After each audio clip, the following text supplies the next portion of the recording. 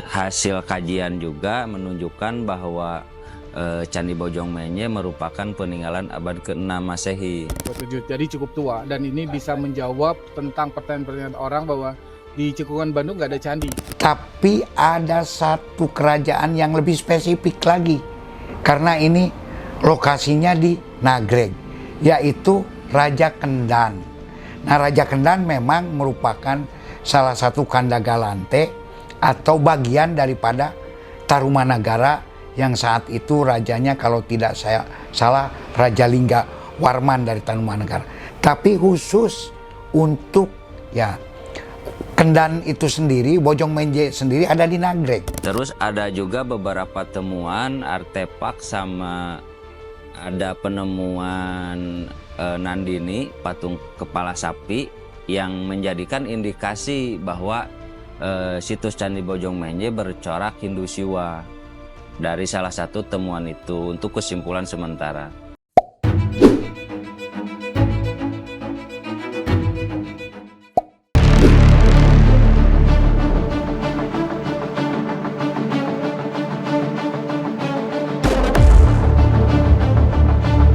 Pada Agustus 2002, secara tidak sengaja seorang warga di kampung Bojongmenye, Desa Cangkuang, Kecamatan Ranca Ekek, Kabupaten Bandung, menggali lahan dan menemukan struktur batu yang kemudian diekskavasi oleh Balai Arkeologi pada bulan September 2002. Di sana ditemukan candi yang terbuat dari batuan vulkanik.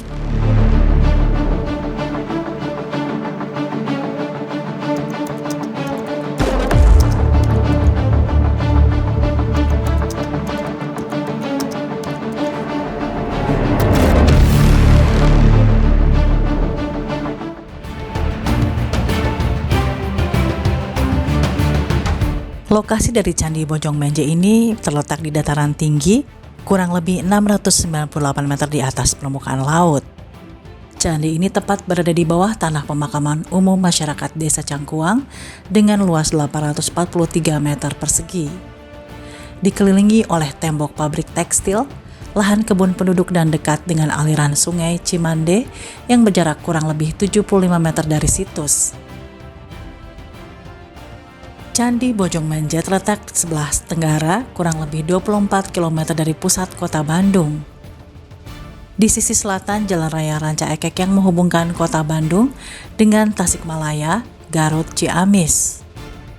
Untuk memasuki kawasan candi dari Jalan Raya Ranca Ekek, harus melalui lorong gang sepanjang 125 meter dengan lebar 2 meter.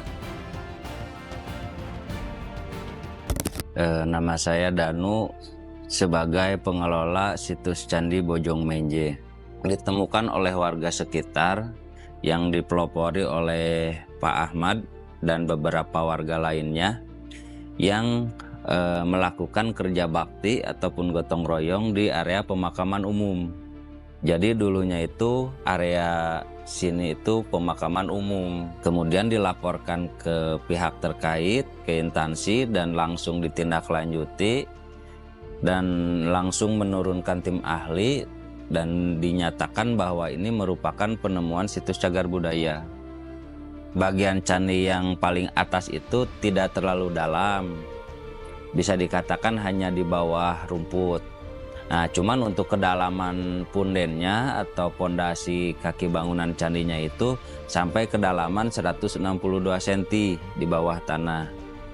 Nah, hasil penelitian juga dengan penemuan Candi Bojongmenye ini di diameter 6 x 6 meter bangunan candi. Hasil kajian juga menunjukkan bahwa Candi Bojongmenye merupakan peninggalan abad ke-6 Masehi. Jadi cukup tua, dan ini bisa menjawab tentang pertanyaan-pertanyaan orang bahwa di Cekungan Bandung nggak ada candi. Ini dibuktikan. Selain Bojongmenye, sebenarnya kita juga punya sisa candi Bojongmas yang tinggal runtuhan batuan juga. Dan ini cukup menarik dan cukup menggelitik untuk diteliti terus-menerus untuk menjawab misteri tentang bagaimana era klasik di dataran tinggi Bandung sebenarnya. Dokumen studi teknis Bojongmenye menyebutkan bahwa candi ini sebenarnya membuka peluang destinasi wisata melihat kelangkaan candi di Jawa Barat. Apalagi umur candi ini bisa dikatakan lebih tua dari Candi Dieng yang dibangun pada abad ke-7 sampai 8 Masehi. Ini tentunya jika mengacu pada jalur penyebaran Hindu yang dimulai dari area yang sekarang disebut sebagai Jawa Barat, lalu kemudian masuk ke area Jawa sekarang, lalu kemudian Bali. Namun sangat disayangkan bahwa sejarah candi masih belum sepenuhnya diungkap oleh para arkeolog karena pembebasan lahan yang tidak kunjung usai. Dari hasil laporan ke instansi terkait, di Sparbud Provinsi Jawa Barat itu menunjuk tim ahli dari Balar Arkeologi Bandung yang diketuai tim pelaksana itu Pak Tony dan wakilnya Pak Nanang Sabtono. Nah, melakukan ekskavasi atau penelitian di area situs Candi Bojong Menje. Nah, untuk proses ekskavasi itu dimulai di bulan Agustus sampai di akhir tahun, dilanjut di tahun berikutnya 2023 untuk ekskavasi. Nah, kalau untuk ada perbaikan atau perkembangan itu di tahun 2024 seperti ada pengecoran di area in situ, terus ada pembangunan beberapa bangunan balai penyelamatan sementara sama cungkup itu di 2004. Kalau untuk perkembangan lebih lanjut sebenarnya masih belum ada. Tapi kalau untuk temuan-temuan di luar area sekarang, area situs Candi Bojong Menje itu ada beberapa bagian atau beberapa titik sudah pernah diekskavasi, digali juga dan benar ditemukan ada. Tapi berhubung belum ada pembebasan lahan dan lain sebagainya, makanya untuk CB-nya ditutup kembali. Untuk lahan sebenarnya bukan perizinan. Kalau perizinan kan sebelumnya sudah digali, berarti sudah dapat izin. Ya. Nah, tapi untuk menindaklanjuti hasil temuan tersebut harus ada pembebasan dulu lahannya. Kalau gali saja sebenarnya bisa, cuman untuk dikembangkan itu yang perlu pembebasan lahan gitu. Karena memang kalau untuk penggalian saja, izin penggalian saja sudah pernah dilakukan dan benar ditemukan adanya benda cagar budaya itu, cuman belum bisa ditindaklanjut karena belum ada pembebasan lahan gitu. Berdasarkan hasil peninjauan Dinas Kebudayaan dan Pariwisata Jawa Barat, Balai Arkeologi Bandung dan Dinas Kebudayaan dan Pariwisata Kabupaten Bandung pada 20 Agustus 2002 diketahui bahwa tatanan batu yang merupakan sisi barat bangunan candi. Tatanan batu tersebut membujur arah utara selatan sepanjang sekitar 4 meter, terdiri 9 balok batu bersusun sebanyak 5 lapisan. Susunan batu ini menunjukkan profil kaki candi, terdiri bagian pelipit, di atasnya terdapat ogive atau bingkai padma sisi genta. Dan di atasnya lagi terdapat tonjolan persegi yang merupakan variasi bentuk half round. Seluruh batu dalam keadaan polos, dalam arti tidak dijumpai adanya relief. Terus ada juga beberapa temuan artefak sama ada penemuan Nandini, patung kepala sapi yang menjadikan indikasi bahwa situs Candi Bojong Menje bercorak Hindu Siwa dari salah satu temuan itu untuk kesimpulan sementara. Posisinya sekarang ada di BPCB Serang, Banten, ditindak sebagai bahan untuk penelitian. Jadi posisi beberapa CB hasil temuan hasil ekskavasi di situs Candi Bojong Menje, ada beberapa temuan yang diambil alih sementara dalam tahap penelitian seperti itu. Jadi posisinya sekarang ada di BPCB Serang, Banten, Balai Pelestari Cagar Budaya kalau dulu mah. Kalau sekarang jadi BPK 8 wilayah Provinsi Banten. Sementara candi yang tersisa merupakan bangunan bagian kaki candi, sedangkan bagian tubuh dan atap tidak ditemukan. Bangunan kuno yang terletak di tepi Sungai Cimande ini memiliki denah 4 persegi dengan ukuran 6,40 dikali 6,77 meter, dibangun dengan menggunakan bahan batu tufa. Kalau untuk sketsa atau gambaran kasarnya itu untuk situs Candi Bojong Menje memang belum diteliti lebih lanjut. Tapi kalau untuk secara kasarnya itu dengan diameter 6 kali 6 meter, kemungkinan ketinggian bisa sampai ketinggian 16 meter ketinggiannya. dengan diameter kaki bangunan candinya 6 kali 6 meter. Candi ini mewakili jenis percandian yang berasal dari kawasan pegunungan atau dataran tinggi, karena Candi Jawa Barat dari kawasan dataran tinggi pada umumnya dibuat dari batu alam yaitu andesit tufa seperti Candi Cangkuang di Garut. Sedangkan di Jawa Barat bagian utara atau di dataran rendah biasanya dibuat dari tanah liat bakar bata seperti situs Batu Jaya dan Cibuaya. Jadi semua tindakan ekskavasi ataupun penelitian ini hanya di tahap awal penemuan cagar budaya. Jadi belum ada tindakan penelitian ke arah sana, terus dikaji bagian-bagian apa dan bagaimana itu masih belum ada. Jadi untuk situs Candi Bojong Menje hanya tahapan ekskavasi awal atau dari laporan warga ditindaklanjuti, terus diekskavasi, digali dan disusun coba ke atas sebagai tindakan penyelamatan sementara. Nah, selebihnya belum ada tindakan penelitian ke arah manapun.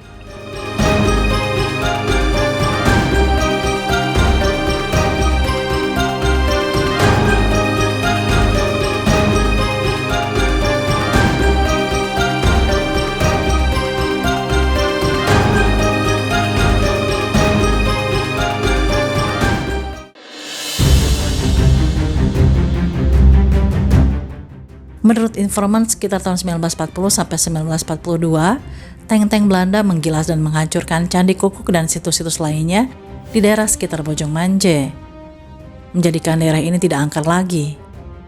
Kemudian sisa-sisa bangunan terkubur dan dilupakan orang-orang dengan berdirinya bangunan pabrik di sana. Ini dimulai pada tahun 89 sampai 90. Hasil penelitian terhadap candi ini dapat mengungkap lebih banyak data tentang keberadaan bangunan candi tersebut. Berbicara tentang Candi Bojong Menje, memang kita harus lihat satu bentuk candinya itu sendiri. Bentuk candinya itu sendiri hampir sama dengan bentuk candi-candi yang ada di Jawa, baik Candi Borobudur maupun Candi Dieng, artinya dalam bentuk batu. Namun ternyata setelah kita telusuri berdasarkan hasil carbon dating, memang antara abad ke-5 dan abad ke-6. Artinya candi itu lebih tua daripada candi yang ada di Jawa Tengah. Sementara yang dianggap candi tertua yang ada di Jawa Tengah kan Candi Dieng. Candi Dieng ini abad ke-7 dan abad ke-8 yang dibangun oleh Wangsa Sanjaya atau Raden Sanjaya. Makanya ketika berbicara tentang Candi Bojong Menje ini abad ke-6. Memang abad ke-6 ini diperkirakan di bawah kekuasaan Tarumanagara. Tapi ada satu kerajaan yang lebih spesifik lagi. Karena ini lokasinya di Nagreg, yaitu Raja Kendan. Nah, Raja Kendan memang merupakan salah satu Kandagalante atau bagian daripada Tarumanagara yang saat itu rajanya kalau tidak saya salah Raja Lingga Warman dari Tarumanagara. Tapi khusus untuk Kendan itu sendiri, Bojong Menje sendiri ada di Nagreg, sehingga ada di bawah kerajaan Kendan. Nah, untuk itu tidak menutup kemungkinan ini adalah merupakan bagian daripada kerajaan Kendan. Dan di sini pun juga kalau kita lihat di kerajaan Kendan ini ada satu hal yang sangat spesifik, di mana di sana ini ada salah satu maharsi yang merupakan mantu daripada kerajaan Kendan, yang waktu itu rajanya itu Resi Manikmaya atau juga katanya Resi Kandiawan. Nah, itu punya mantu yang namanya Resi Makandria, di mana Resi Makandria ini adalah salah seorang yang memang gemar dalam bidang agama. Dan bahkan Resi Makandria ini dalam salah satu versi merupakan salah satu penyebar agama sampai ke Bali. Jadi ini perlu penelitian lebih jauh, siapa Resi Makandria dan berupa Candi Bojong Menje. Dan juga kalau kita lihat, katanya Resi Makandria itu adalah yang membangun Pura Besakih, di mana Pura Besakih itu sendiri itu dibuat hampir sama dari batu yang sama di Bojong Menje. Walaupun Pura Besakih katanya dibangun, ada yang mengatakan abad ke-8, ada yang mengatakan juga abad ke-12.